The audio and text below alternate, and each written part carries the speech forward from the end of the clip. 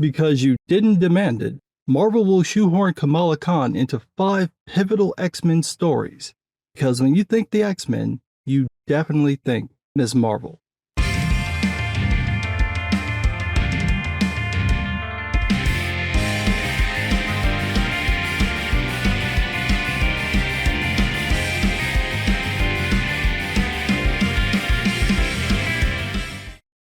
I've heard of scraping the bottom of the barrel, but this is ridiculous. Marvel decided to celebrate the 50th anniversary of Giant Size X-Men by shoving Ms. Marvel into a bunch of fan-favorite stories.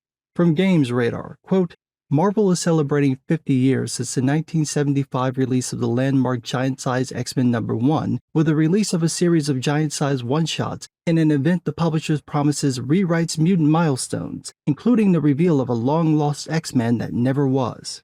Written by current NYX scribes Colin Kelly and Jackson Lansing, the 5 one-shots will span the biggest stories in X-Men history, including Giant Size X-Men #1, Days of Future Past, Age of Apocalypse, and the Dark Phoenix saga, which Marvel says will reveal mysteries long buried and secrets that will define the future of Marvel's mutants. Nothing says you've run out of ideas better than doing something like this. Actually, it's worse. Nothing says you failed to get Ms. Marvel over better than shoving her into other people's stories. I mean, they are giving her the full Miles Morales treatment, adding her into things that have nothing to do with the character because they really don't know what to do with her. Keep in mind, the only thing that actually got Miles over were the Spider-Verse films. The comics completely failed, and it's been much worse for Kamala Khan. Marvel pitched the character as a fan favorite, bragging about her 180,000 books sold at launch, but the book quickly fell down to the mid-20,000s and never recovered. They put her in the Champions, but that book didn't do well either. Both books got canceled, and right now, one of Marvel's supposedly most popular characters hasn't had her own title in years. She's currently in the book NYX, but that also got canceled. Turns out that relaunching the X-Men with nearly a dozen titles probably wasn't a good idea, especially when the core X-Men books read like a Krakoa era light. The whole point of the reboot was to get people interested in the X-Men again, and that failed spectacularly. And the same goes for changing Ms. Marvel into a mutant. People may remember that a few years ago, Marvel decided to kill off Kamala Khan, acting like it would be this major thing that nobody actually cared about because everybody knew that they'd bring her back to life, which Marvel did a few months later. Her death and rebirth got no traction, but Marvel did use it as an excuse to make Kamala Khan a mutant, and her mutant powers still haven't been revealed. So, to recap, one of Marvel's supposedly popular characters lost her own book and got relegated to being a side piece in mediocre X-Men stories. That clearly didn't help the character, so now the idea is to shove her into popular X-Men stories because I don't understand the logic behind this. There are better ways to celebrate the 50th anniversary of Giant Size X-Men than shoehorning in a character who really has nothing to do with the X-Men. Another Games Radar article gives a little bit of info about how this concept is supposed to work, at least with the Dark Phoenix saga.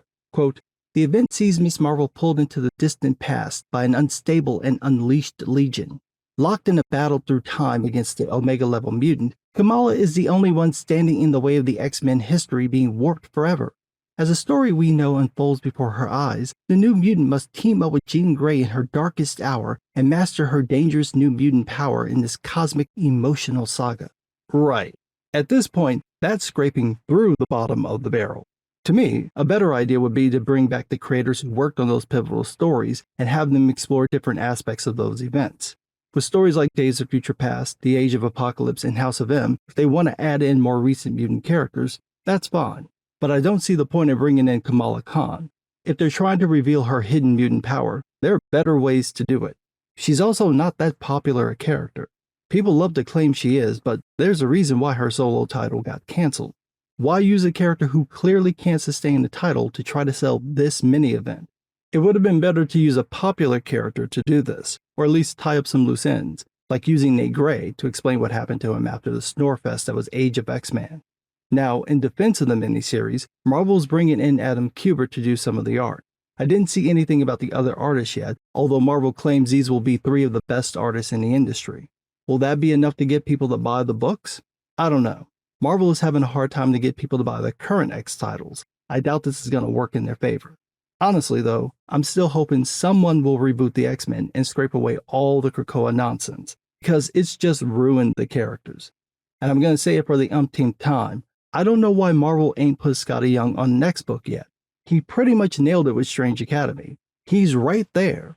Give him a next book, maybe call up Jorge Corona when he's done with the Transformers, and make it happen. I mean, you could have magic. Or you could put Kamala Khan in stories where she doesn't belong and watch the books sit on the shelves. But what do I know? I'm just some guy.